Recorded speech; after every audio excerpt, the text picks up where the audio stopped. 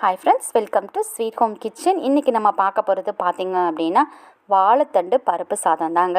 இந்த வாழைத்தண்டு பருப்பு சாதத்துக்கு உங்களுக்கு எந்த சைடிஷ் வேணுமோ அதை நீங்கள் வச்சு சாப்பிட்டுக்கோங்க, ரொம்ப நல்லாயிருக்கும். நான் கோவக்காய் ஃப்ரை பண்ணேன், இதுக்கு ரொம்ப நல்லா இருந்துச்சு. வாழைத்தண்டு கோவக்காய் இது ரெண்டுமே பார்த்திங்கன்னா ஹெல்த்தியானது தான்.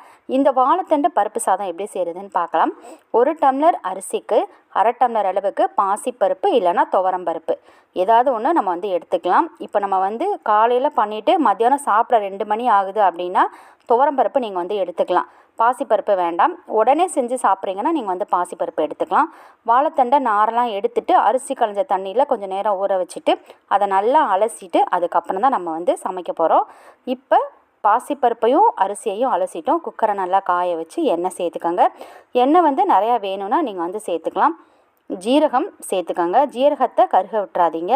சின்ன வெங்காயம் இதையும் நல்லா எண்ணெயில் வதக்கிடுங்க. இது ரொம்பலாம் கருகிற அளவுக்குலாம் நமக்கு வறுக்க தேவையில்ல, வதங்க தேவையில்ல. வெங்காயம் இப்போ வதங்கிக்கிட்டு இருக்கும்போதே பார்த்திங்கன்னா நம்ம வாழைத்தண்டை அலசி வச்சதை நல்லா தண்ணி இல்லாமல் பிழிஞ்சு இதில் சேர்த்துக்கோங்க. அதை எண்ணெயில் லைட்டாக நீங்கள் வதக்கி விட்ருங்க. பச்சை மிளகா நம்மளோட காரத்துக்கு ஏற்ற மாதிரி நான் குட்டி குட்டியாக நறுக்கி சேர்த்துக்கிட்டேன். அதே போல் பூண்டு பற்கள் பார்த்திங்க அப்படின்னா ஒரு 2-3 பூண்டு பற்கள் நம்ம சேர்த்துக்கலாம். புளிப்புக்கு பார்த்திங்கன்னா அப்படின்னா நல்லா புளிப்பான 2 தக்காளி, மீடியம் சைஸ் தக்காளியை இதில் நம்ம சேர்த்துக்கணும். சேர்த்துட்டு இது எல்லாத்தையும் சேர்த்து நல்லா வதக்கணும்.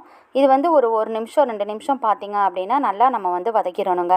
வதக்க பார்த்திங்கன்னா நல்லா வாசனையாக இருக்கும். ஏன்னா இந்த வாழைத்தண்டு தக்காளி இது எல்லாத்தையுமே பார்த்திங்கன்னா நல்லா மிக்ஸ் ஆகும். அதனால் நல்லா வதக்கி விட்ருங்க. இப்போ கொஞ்சோண்டு உப்பு சேர்த்துக்கோங்க. உப்பும் சேர்த்துக்கிட்டு நல்லா நீங்கள் வதக்கிடுங்க. இதுக்கு மசாலா பார்த்திங்க அப்படின்னா நான் வெறும் சாம்பார் தூள் மட்டும்தான் இதில் சேர்த்தேன், வேறு எதுவுமே சேர்க்க கிடையாது. சாம்பார் தூள் சேர்த்தோம் அப்படின்னா இந்த வாழைத்தண்டு பருப்பு சாதம் ரொம்ப நல்லாயிருக்கும். அதனால் நம்ம அரிசி பருப்புக்கு தகுந்த மாதிரி நான் 1.5 ஸ்பூன் சேர்த்துக்கிட்டேன் சாம்பார் தூள். இப்போ நம்ம அரிசி பருப்பு இது ரெண்டையும் நம்ம சேர்த்துக்கலாம். 1 டம்ளர் அரிசியும் அரை டம்ளர் பருப்பும் சேர்த்தோம்ல, அதனால் நான் பார்த்திங்க அப்படின்னா 3 டம்ளர் அளவுக்கு நான் தண்ணி சேர்த்தேன். நல்லா தண்ணி சேர்த்துட்டு மிக்ஸ் பண்ணி விட்டுட்டு தண்ணியெல்லாம் நல்லா கொதித்ததுக்கப்புறம் குக்கரை அப்படியே நீங்கள் மூடி வச்சுருங்க. மூடி ஒரு 3 விசில் 4 விசில் வச்சிங்க அப்படின்னா சாதம் நல்லா குழஞ்சி நல்லா சூப்பராக இருக்கும். நமக்கு லஞ்சுக்கு பார்த்திங்கன்னா ரொம்ப நல்லாயிருக்கும். ரொம்ப ஹெல்த்தியானதும் கூட இந்த வாழைத்தண்டு பருப்பு சாதம். இந்த வீடியோ பிடிச்சிருந்தா லைக் பண்ணுங்கள், ஷேர் பண்ணுங்கள். ஃப்ரெண்ட்ஸ் அண்ட் ஃபேமிலி எல்லாரோடையும் மறக்காமல் ஷேர் பண்ணிக்கோங்க. கண்டிப்பாக நீங்களும் ஒரு தடவை வீட்டில் ட்ரை பண்ணி பாருங்கள். வாழைத்தண்டே பிடிக்காதவங்க இந்த மாதிரி செஞ்சு சாப்பிட்டு பாருங்கள், ரொம்ப நல்லது. வாழைத்தண்டு பருப்பு சாதம் ரெடி. லஞ்சுக்காக இருந்தாலும் வீட்டில் நீங்கள் செஞ்சு சாப்பிட்றதா இருந்தாலும் இந்த மாதிரி செஞ்சு சாப்பிடுங்க. மறந்துடாமல் நம்மளோட ஸ்வீட் ஹோம் கிச்சன் சேனலை சப்ஸ்கிரைப் பண்ணிடுங்க. எல்லா வீடியோவையும் பாருங்கள். தேங்க்யூ.